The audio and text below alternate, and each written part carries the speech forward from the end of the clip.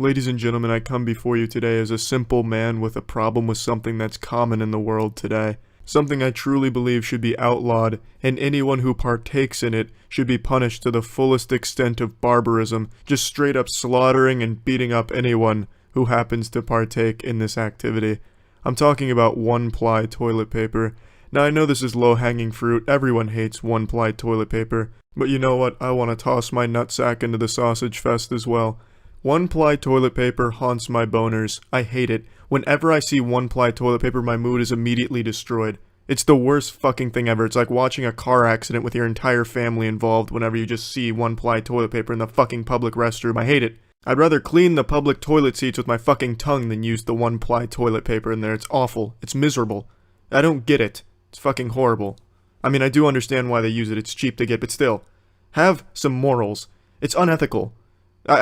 Give me sandpaper, I'd enjoy that more. Give me fucking metal, aluminum foil even, I don't care, but just don't give me one-ply toilet paper. That is the worst. Fuck. It's like using tracing paper on your asshole. No matter what, no matter how careful you are, no matter how many times you fold it over, that toilet paper is going to rip right in your chocolate starfish and you're going to finger your asshole. Without fail. Every single time. You're just in the public restroom and you have to shit. You know, no one really likes to shit in the public restroom, but sometimes shit happens, and you go in there, you take the one-ply toilet paper, you know, you're just having a nice little gentle rub on your asshole, all of a sudden it rips, next thing you know, your whole fist is in your anus. I fucking swear, one-ply toilet paper was one of the major curses of ancient Egypt, one of ancient Egypt's major plagues, you know, the locusts, all that kind of shit. One-ply toilet paper must have been at least tossed around as a plague, but they deemed it too unethical and just decided to omit it from it. Even they understood just how bad it was. It is truly beyond words. It makes me hate whatever location is using it as well. I could absolutely love the place, love everything about it, but if I go to the bathroom and I see one-ply toilet paper, that shit's getting a 1-star on Yelp. If I hit rock bottom and actually had a Yelp account, yeah, I would give it a fucking 1-star just because of one-ply toilet paper. It's just not right. It's wrong. That's not how a business should be run. It makes you look bad. It is bad. You're bad for using it. Fuck one-ply toilet paper. And God forbid that toilet paper get even the slightest bit of moisture in it. That thing will just literally explode. It just fucking melts. It's like a marshmallow that gets fucking roasted over an open flame. That toilet paper just turns to mush in your hand. If you have diarrhea, God forbid you have diarrhea and have to use a public restroom and you see one-ply toilet paper, you might as well just start praying right now, because that is going to be your demise. That is your end right there. That combination is fatal. One-ply toilet paper with a diarrhea butthole? No. That's a recipe for disaster. The second you use that one-ply toilet paper on that dirty rectum, it's over. You've already lost. Your fate has been sealed. Satan has taken your soul out through your asshole. An even more unholy combination is not only having one-ply toilet paper in the public restroom, but also being subjected to a toilet where the water isn't high enough to cushion the blow of your shit, nor is it low enough to not feel the impact of your shit. So when you drop your steaming load, it hits the water and creates this massive splashback as if a fucking sumo wrestler cannonballed into a fucking pool and just goes right up into your ass crack. And then you're going to be forced to use that one-ply toilet paper to not only clean your ass but dry it off. And that's not going to work. That toilet paper is just going to fucking disintegrate once it touches that water. I believe it's time we start to act like we're in the 21st century and just get rid of one-ply toilet paper. It can't save that much money to just put another fucking layer of paper over top of that one-ply.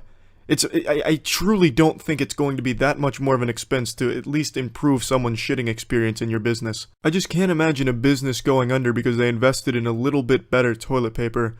Ah, CEO Harold, what happened to your multi-billion-dollar business? Well, I invested in 2-ply toilet paper. Say it ain't so. What were you thinking? So in conclusion, fuck one-ply toilet paper. It's time for change. It's time we start shining a spotlight on the important issues. It's time we demand better toilet paper. We're not cavemen. Cavemen probably had a better system for wiping their asshole. I'd rather use rocks like cavemen than use one-ply toilet paper. It's time we demand better toilet paper. That's it. Fuck one-ply toilet paper. See ya. What's up, everybody? It's Critical. I'm going to be talking about a very important topic. That is the shitting anomaly that I'm sure many of you have faced before. Basically, to sum it up, it's when you take a small shit, but then you sit there wiping your asshole for 3 hours because there's more shit on your asshole than there is in the toilet. There's just no reason for that to happen. This is a very important discussion that I think needed to be addressed during the presidential campaigns last year. but it wasn't, so since they neglected to talk about it, I'll go ahead and talk about it. Now, before I go into detail about the shitting phenomenon, you need to understand what shit is and the different types of shit. And also, before I do that, what you're seeing in the background is just me getting my ass kicked in one of my favorite 360 games, Earth Defense Force 2017. Alright. Now, for those of you that have never taken a shit before, I created a little animation to help show the process and what occurs. Now, these are your ass cheeks. Everybody has them.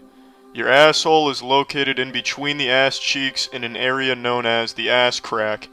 Now I'm going to briefly explain how shitting works. Your rectum temporarily stores shit your body doesn't need, and when it fills up, pressure builds up and the pressure opens the walls on your anal canal, which allows shit to enter. Then your rectum shrinks and peristaltic waves force shit out of your rectum. Then your anal sphincters and your pubor rectalis muscles lift up your asshole and allow shit to be blasted out of your anus. Now, this is all demonstrated in the animation, and I know the animation isn't the best. The ass cheeks look like marshmallows and the shit looks like brown Windows logos, but it still shows the process fairly well for those of you that have never taken a shit. Alright, now that you have a general understanding of shit, it's time to get down to business. I created some drawings in Microsoft Paint to help illustrate the different types of shit, so hopefully this will help you understand the shit. The first is the double agent. This is the shit you thought was a fart, but when you decided to go for it, you let out a colossal shit that rattled the earth. Next, the solipsistic shit. The solip shit is the shit you know you've taken, but when you check the bowl, there's nothing in there. This actually has a logical explanation.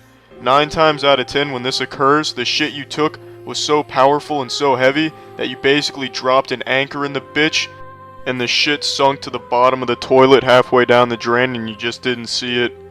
There's the harbinger of terror. This is the shit that you have to hold in for whatever reason, but you can fucking feel it get more powerful by the second as it builds up and waits for its moment to strike. And you know, any moment could be your last. You're searching for an adequate restroom just to wreak havoc. When you finally find it, you release a diarrhea octopus upon the world. The last type of shit is the two-front war. This is when you're taking an innocent piss and your asshole decides it's time to shit as well. Then you're stuck fighting your wiener and your asshole in this battle for dominance. Sometimes you can stop the defecation invasion, sometimes you can't. When you can't, it's an absolute mess. I know there's more variations of shit in different types, but these are the most common, so I wanted to talk about them before talking about the big issue, which I'm going to talk about right fucking now. That is when you take the smallest fucking shit that you could possibly fathom, but then your asshole is coated, absolutely caked with shit. It's like, as that tiny piece of shit was leaving your shithole, it just started spitting liquid shit back up into your anus. Now I know this happens to other people. Plans get ruined because of pebble-sized shits. Just like, hey, sorry, I can't make it to your wedding, I'm gonna be wiping my ass all night now.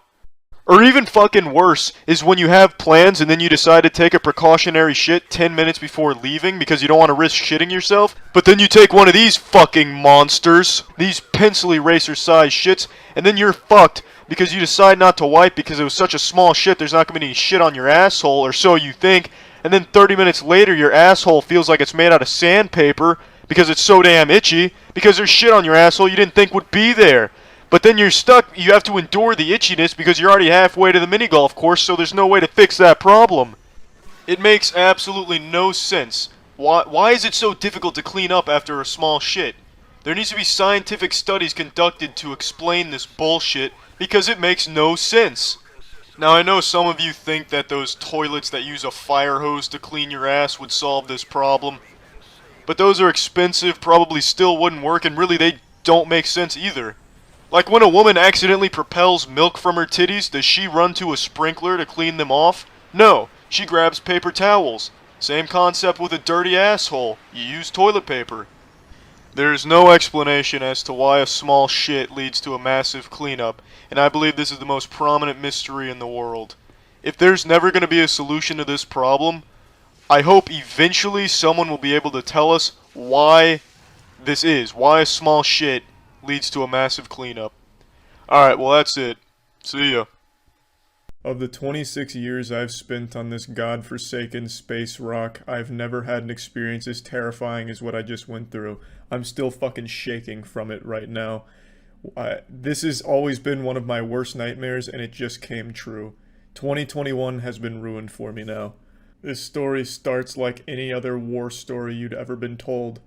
I was taking a shit, and I'd let my guard down because people are most vulnerable when they're shitting, you know? Pissing or shitting, but shitting more so because you're sitting down stationary and you're at the mercy of nature at that point. So I was defecating, and I got ambushed. I got fucking attacked. But not by man nor machine, something much more terrifying. An insect. A killer insect. A wasp. This is the second worst thing I could have been faced with, second only to a cockroach.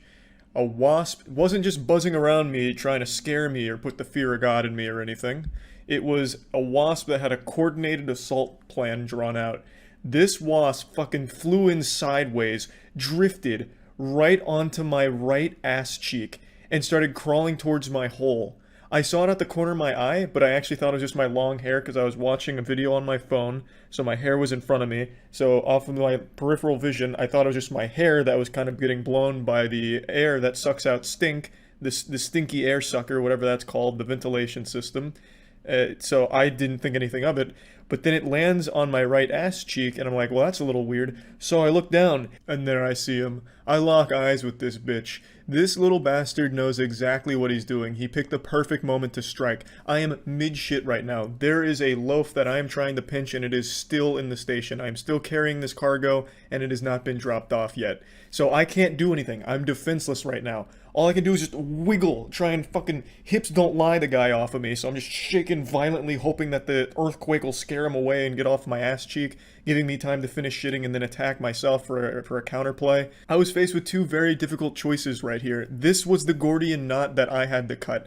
I either stand up and I shit on the floor because, again, the shit is still in my butthole. It hasn't been, completely severed. The umbilical cord is still there. So I either stand up to attack this guy and shit all over myself and the floor, or I sit here, grit my teeth, give some gyrations to try and stagger him, and just pray that this is enough to scare him or at least make him, rethink his plan here. But it's not. He has been very well trained. This is a seasoned veteran here. It's like the John Wick of wasps.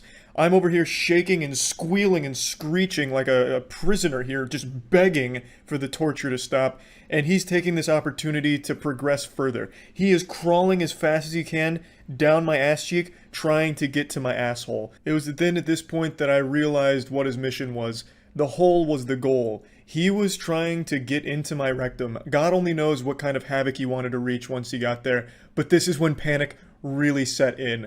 I fucking shook side to side like a kaiju trying to break out of chains that puny humans put on it. So I'm fucking shaking, and eventually my shit breaks free, which sends me straight up off the toilet. I was like, oh my god, finally, the shackles have been lifted. So I spring up off of the toilet as this wasp is approaching closer to the finish line, going for the touchdown. My chocolate starfish is in jeopardy. I'm fucking panicked, so I shoot up off the toilet. This makes the wasp fall down onto the toilet seat because this was a huge motion. I went really quick, and no doubt it was traveling at speeds that my body's never seen before.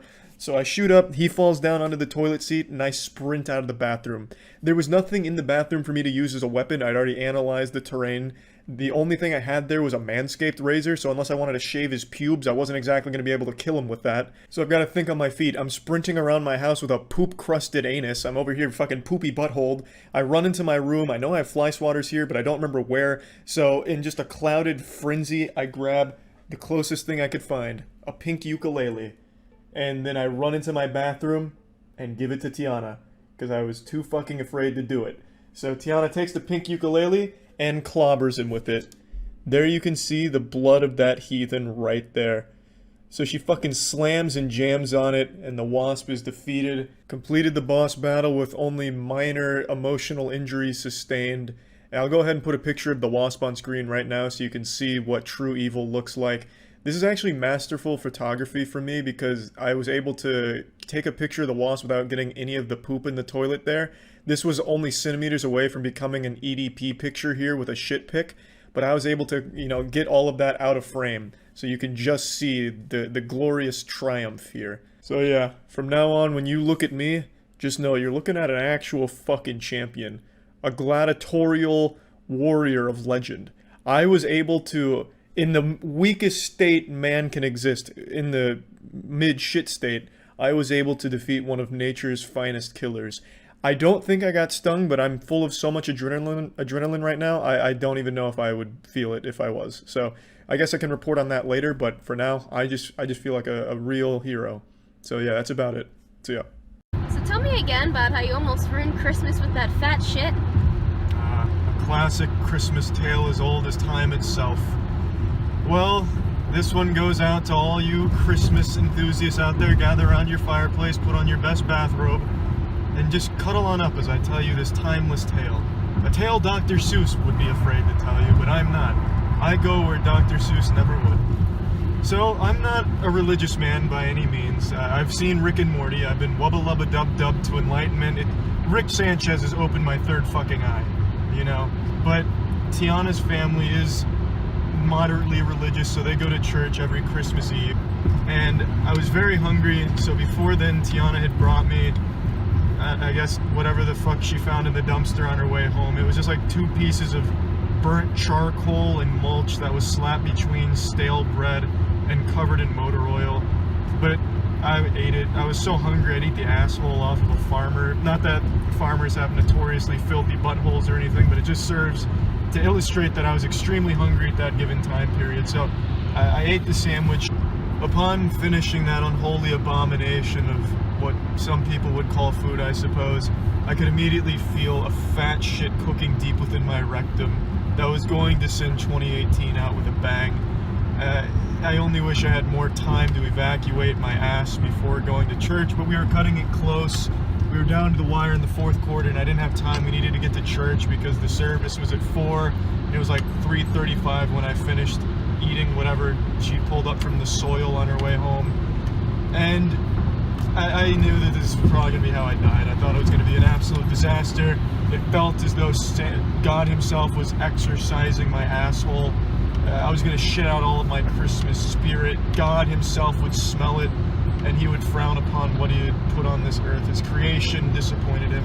My shit was going to be outrageous, biblical, and it was going to be in the house of the Lord, a holy place. But for just a moment, I let the devil into my colon, and it was rearing its ugly head. Lucifer was going to infiltrate that church, and his portal was my butthole. And so I was cooking up this hard stomach aching, big shit ready to rock and roll, and we got in the car. I was being a trooper like a champion. I hopped in the car, and Tiana's dad was fucking drifting around corners, which didn't help. I was just getting the juices flowing, fucking scooting in sideways to church right in the nick of time to make it to the service. And at that moment, that church wasn't a church. That was a fucking battlefield. That was a war zone right there, an active war zone. And I knew I was about to drop something the toilet would never forget. The church bathroom was the shores of Normandy, and my asshole was the ships carrying the soldiers, and it was about to be an all-out charge. And I knew I was probably going to ruin Christmas. I knew this wasn't going to be like a short shit. This was going to be like a overnight camping trip of shitting. I could feel it the whole way. I knew what I was dealing with. I'm a shit connoisseur. I've shit a lot in my life. And I knew what I had ready to rock and roll. And I didn't want to just disappear for the whole church service because it means a lot to Mr. and Mrs. Tiana parents. So I felt really bad, but there's nothing I can do about it. Anyway, I go in, and it's like a Christmas miracle out of a fairy tale. The second I sat down in the pews with the church manuscript or the schedule, whatever the fuck is going on, the basketball roster, whatever the fuck they talk about Christmas Eve for church, as soon as I started reading that, I didn't have to shit at all.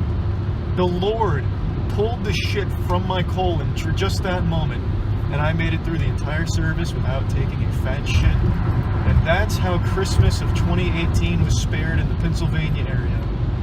And how many songs did you sing at church, Charlie? 0 songs. I'm surprised the church wasn't singing to me. Hey, he did it. He didn't fucking poop himself over there. Yeehaw! Holy night. Silent charting over there.